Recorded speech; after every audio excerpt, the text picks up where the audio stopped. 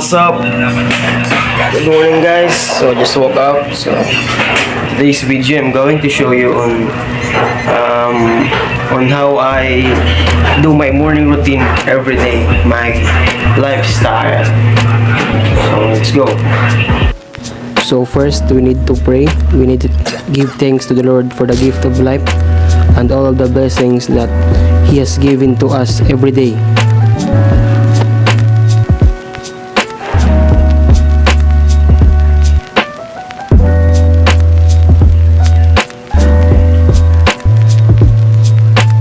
So first of all, we're gonna drink water. So we're gonna drink water.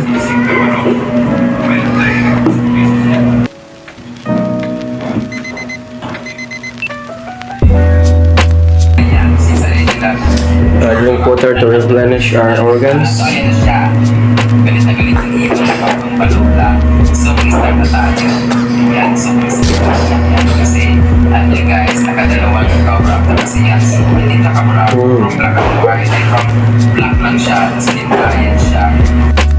So hi guys, I am your boy Marino Sofero. So for today's video, I'm going to show you 3 topics. First is today, my morning lifestyle, my morning routine.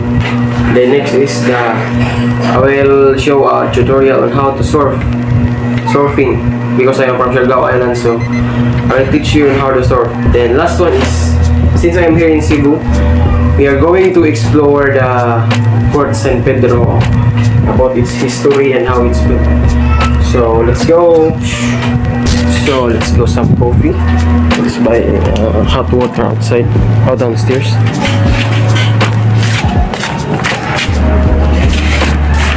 So I live in this compound apartment.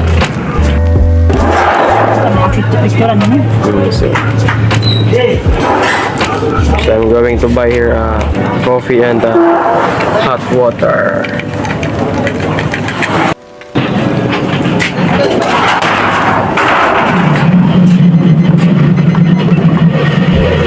Thank you, te.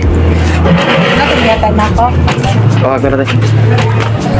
So here's my coffee.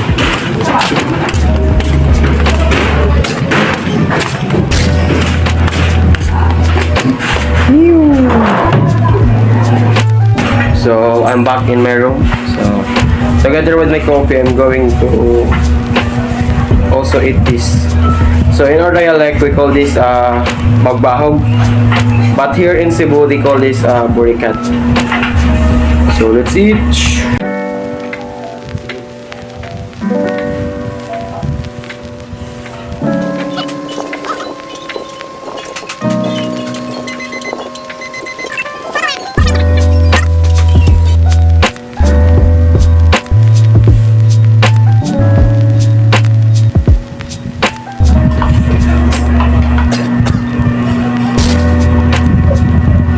We're done drinking coffee. Next thing is, we need to wash this cup and the glass I used earlier. So let's go to the sink. So let's wash the dishes.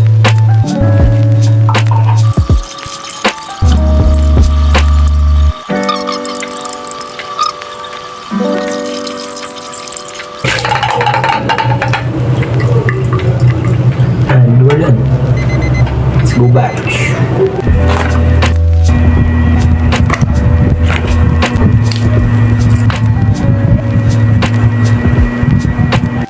So the next thing I gotta do is I gotta brush my teeth. See you.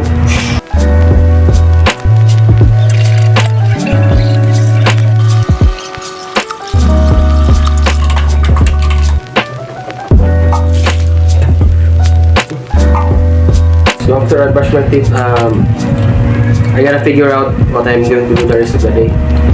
So I figured out that I'm going to do the tutorial next. So that's all for my morning routine. And I'm going to show you next is on how to surf. I'll teach you a tutorial video. So let's go.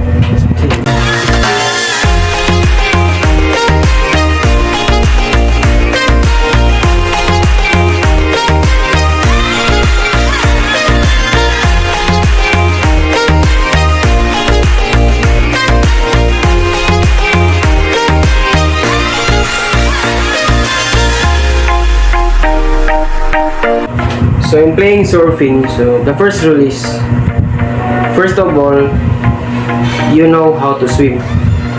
That's the first rule of surfing. So that if in case you got slammed down by the wave, you know how to swim, you know how to avoid yourself from the incoming waves. So guys, when you are a total beginner, the board that you are going to use is the long board, like this one. Since I am semi-pro, so the board I use is this one. So this board is a lot smaller than the long board. So let us now proceed to the basics of surfing. So okay guys, let's start the tutorial.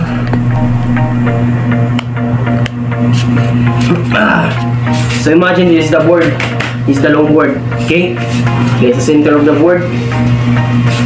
So when you are in the water already, your position of the board is like this. You're facing towards the board. So when the instructor says ready, when the instructor says paddle, you're going to do is this, your hand form like this all close, then you paddle out, paddle. When the instructor says ready, put your hands here, below your chest, here, your chest, here. When the instructor says stand up, thing to do is like push, you push up, put your feet here, in the center of the board, the other foot is here, and then your position goes like this. Your right foot here and your left foot here. So the back foot depends on what is your dominant foot. So since I am a regular footer, my right foot is at the back. So the position is like this, and your front foot is this. Side view and face forward. Then bend your knees so that you can maintain balance. Bend and then look forward. Then just look straight forward so that you can have a long ride. Forward, bend your knees, maintain balance. That's all. So let's repeat. So we're in the side view position. Okay. So this is the position. This is the board. Imagine this is the board. When the instructor says paddle, your hands must be like this, in this position, in this form. Paddle. So paddle hard. When the instructor says ready, put your hands here, below your chest. Ready.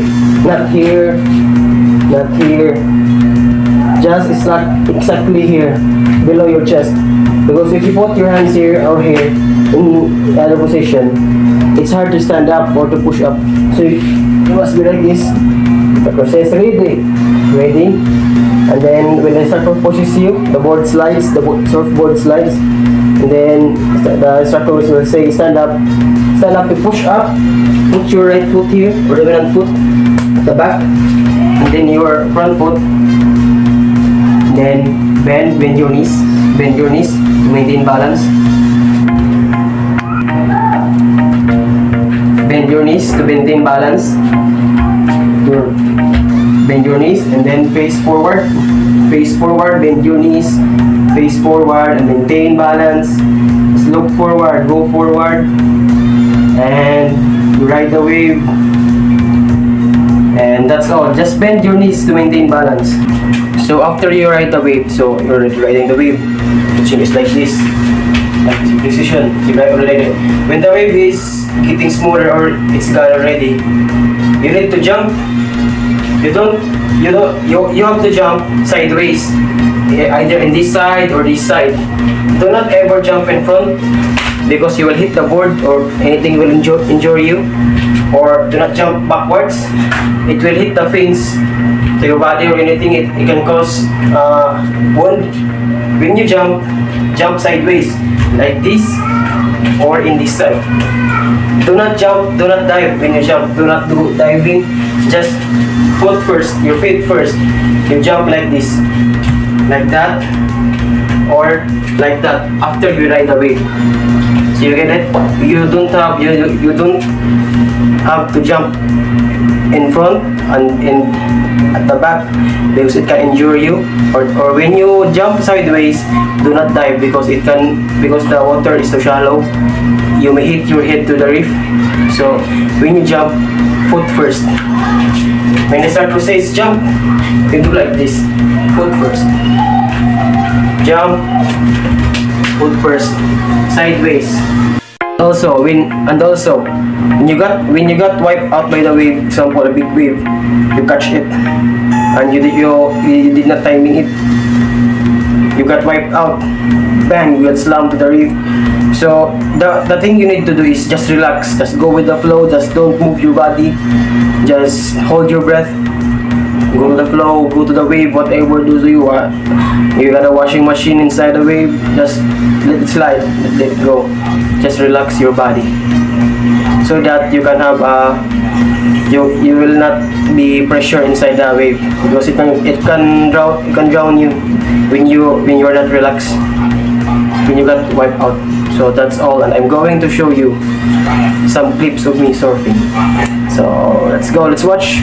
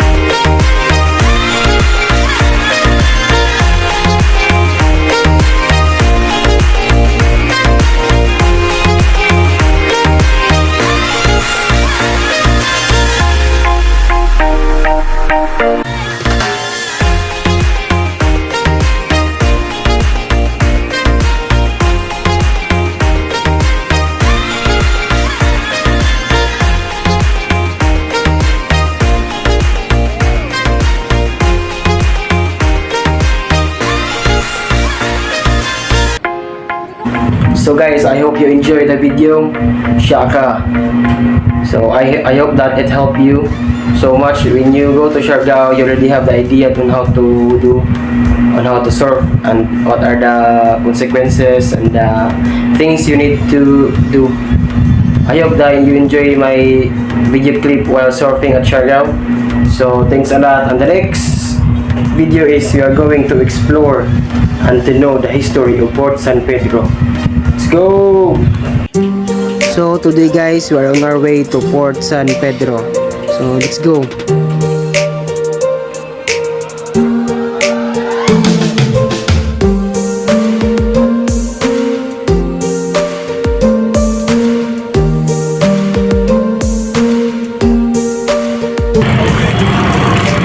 So we are already near in Port San Pedro. We gotta go right in the gate, go inside. So let us wait to the countdown so that we can pass through there. So we are in Plaza Independencia. So the Port San Pedro is right here. So this is Plaza Independencia.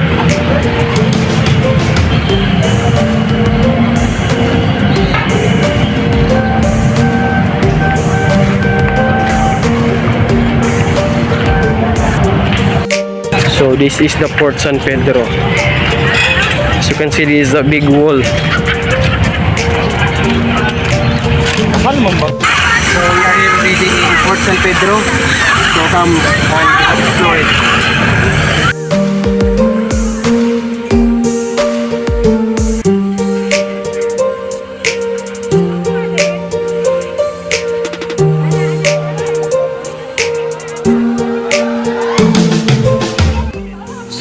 Fort San Pedro is established in 1565 in Cebu. It is the oldest fort in the Philippines and one of the most visited tourist spots in Cebu City. Here, you'll discover the history of the province and the Spanish government and well-preserved Spanish artifacts. About 14 cannons can still be found in what has become a leisure park today.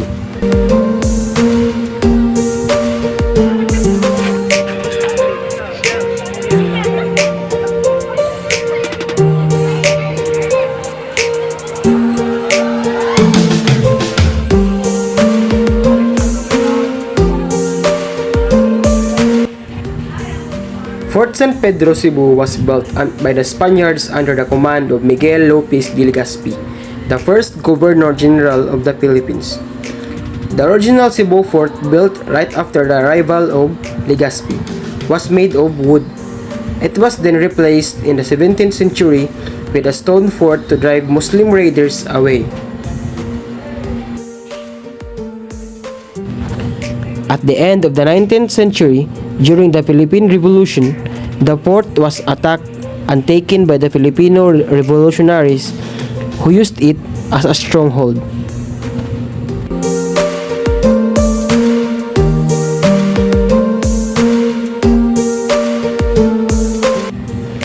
Another interesting fact about the fort is that its shape is triangular, two sides facing the sea and the third side facing the land.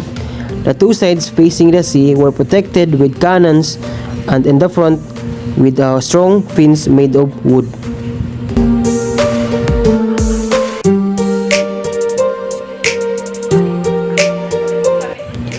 Cebu boasts many beautiful things: pristine beaches, breathtaking waterfalls, fresh and yummy seafood, and some of the most historical places in the Philippines. One of these is Fort San Pedro. It is one of the most visited tourist spots in Cebu City. Similar to Manila's Fort Santiago, it served as a military defense structure during the 17th century. Spanish conqueror Miguel Lopez de Legazpi, who founded the earliest settlement in Cebu, had the initiative to build this fort. So that's all for the vlog. I hope you enjoy my video. I hope you learned something and I hope you love it. So that's all for today's video, and please like and share and subscribe to my channel. Peace. I got my head out the sunroof.